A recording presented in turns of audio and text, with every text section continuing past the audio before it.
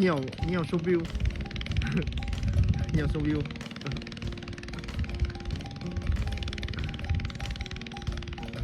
เพื่อนว่า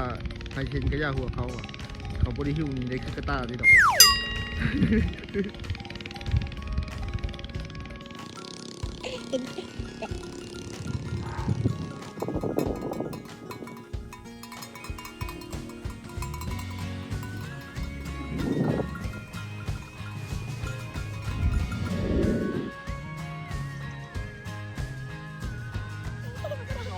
คือสอบหมู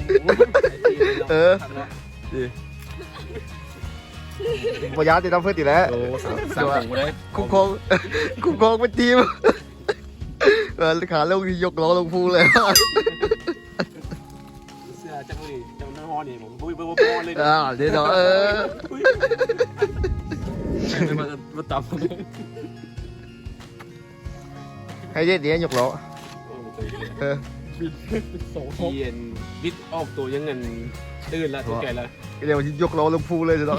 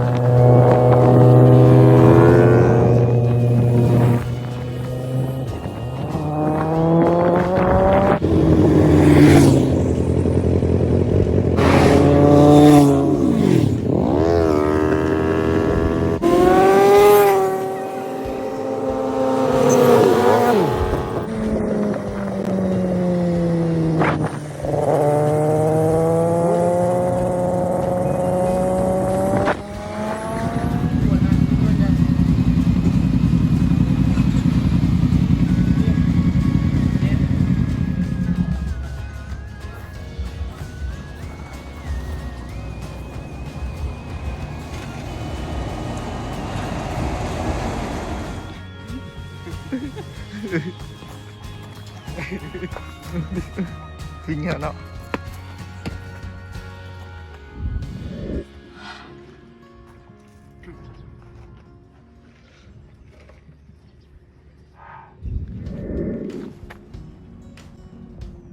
ชมวิวอีกแล้วเนาะ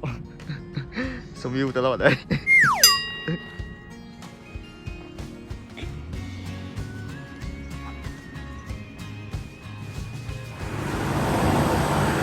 คือว่าฮอตทันที่มั่นโดยสวัสดิภาพเนาะยังบ่มีใครได้คุมเขาเป็นในสำหรับทีมนี้ที่ว่ารอดก็ต้องขอบใจอันที่ว่าทุกพี่ใหญ่เพื่อนนั่นแหละ3 องค์คุ้มครองบัดแจ้ง